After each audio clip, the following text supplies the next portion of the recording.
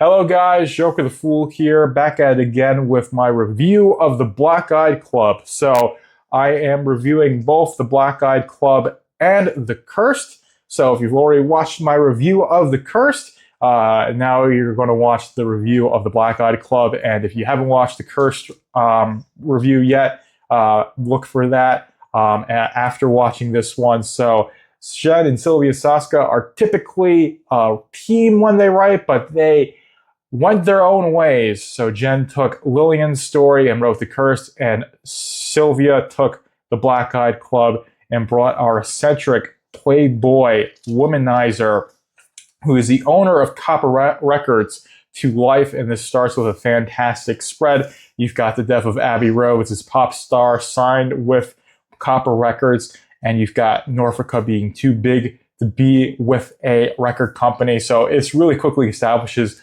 Copper as this like mysterious villain who is just rich, eccentric, and has all this stuff going on. And you do get a great characterization, of course. You've got him wining and dining some beautiful woman, and then you've got all these guys attacking him.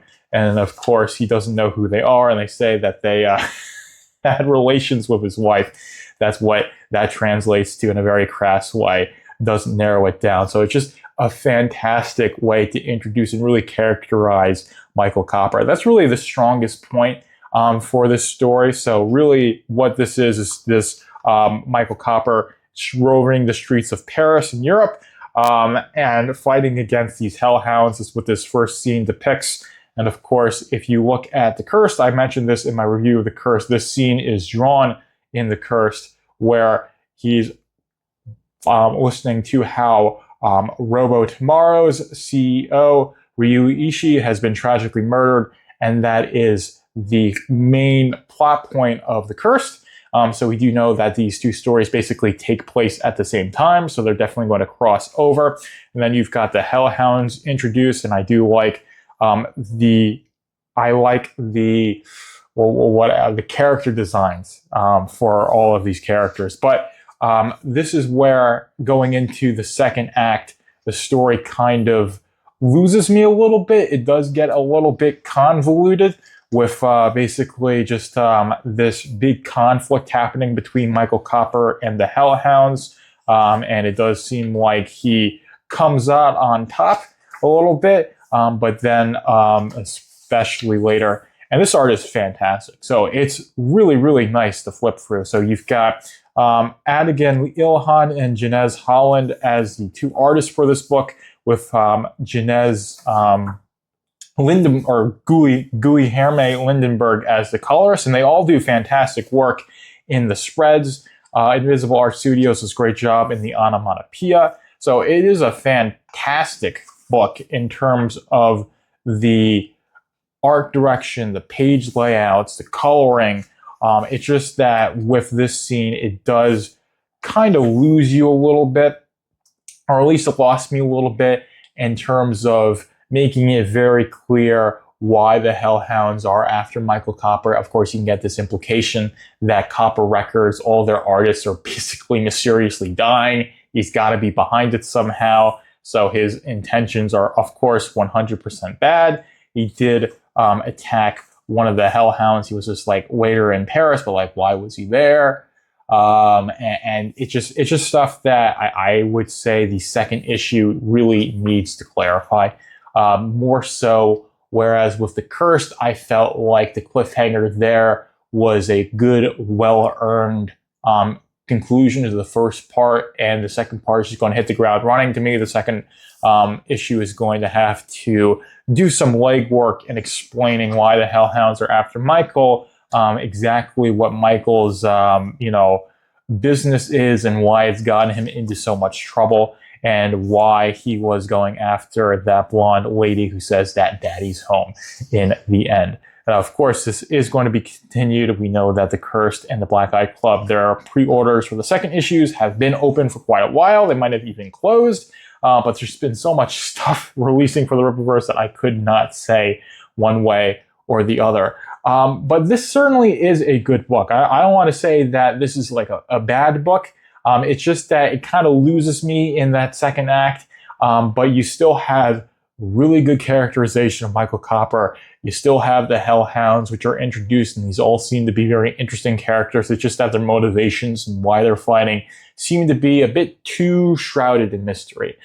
We haven't gotten as much access to the Black Eyed Club as I would have liked, and this is stuff that the second issue is really going to have to explain and clarify. If I'm going to say that, if you were to get this as like a trade where the Black Eyed Club and just read it all the way through, would I say that experience is good? That remains to be seen. But there definitely is a lot of potential here. I really like Michael's character, especially reading his gentleman tips in the Rippaverse.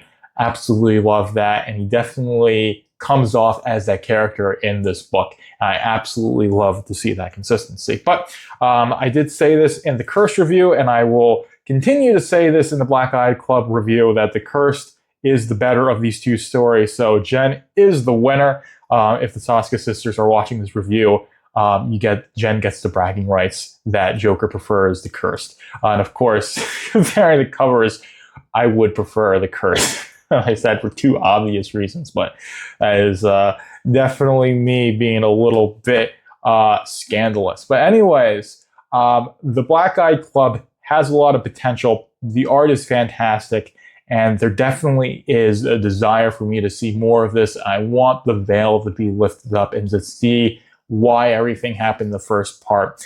And of course, Sylvia could be laying out things in such a way where the second part comes out and it just makes a whole bunch of sense why that second and third act went the way that it did in this story.